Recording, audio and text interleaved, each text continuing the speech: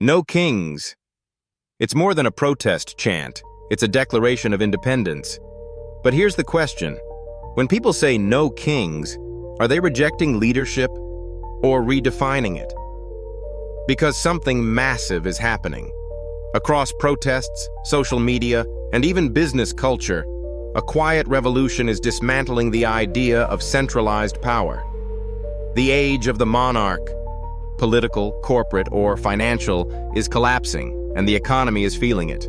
In this episode, we'll go deep, beyond the surface of slogans and symbols, to decode the real economic and psychological meaning behind the No Kings movement.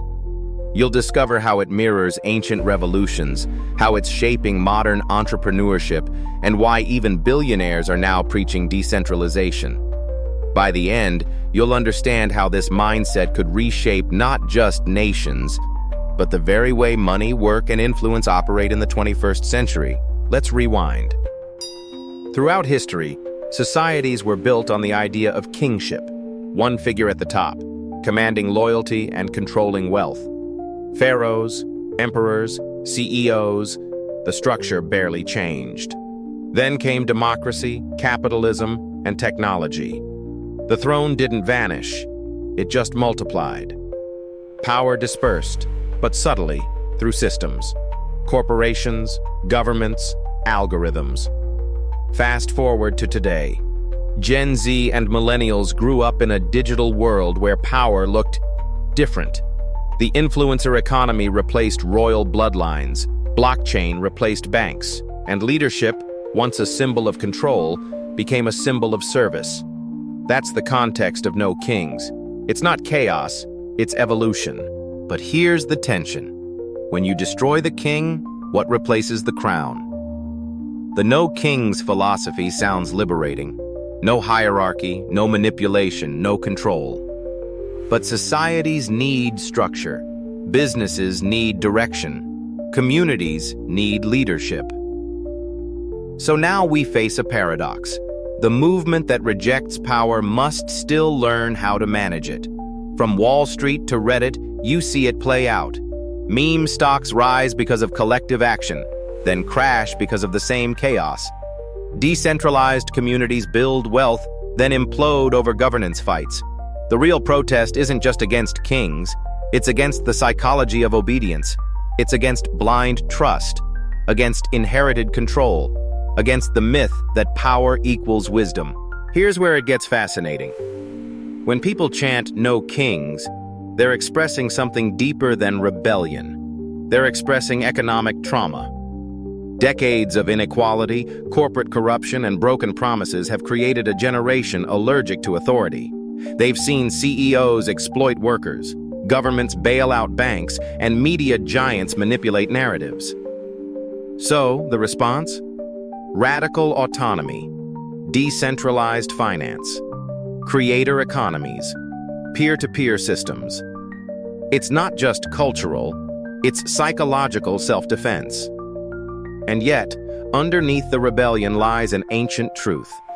Every system without a leader eventually creates one. The difference? Today's leaders don't wear crowns, they wear hoodies. They build communities, not empires. They lead horizontally, not vertically. That's the No Kings paradox. We don't want rulers, but we crave guidance.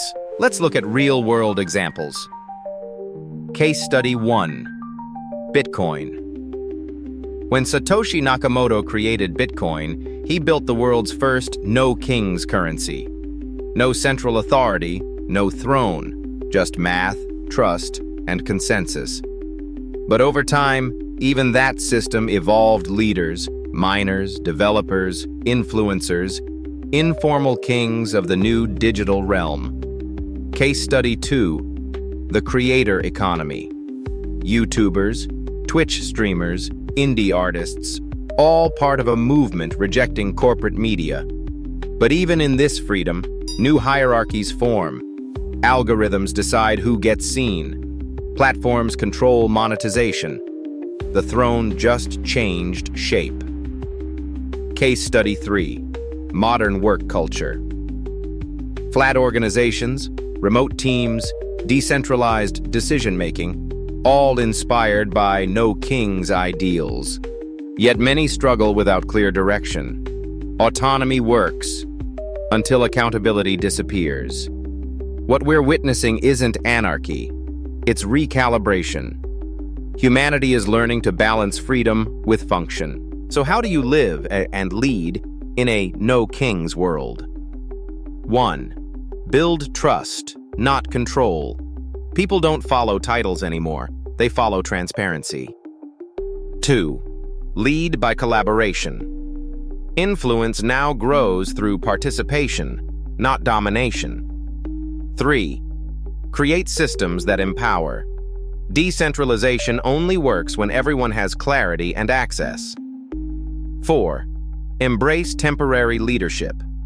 Be a guide, not a ruler. Lead projects, not people. 5. Invest in community wealth. The new economy rewards ecosystems, not empires. The takeaway: the throne is empty, but the kingdom is everywhere. So maybe no kings doesn't mean chaos. Maybe it means consciousness.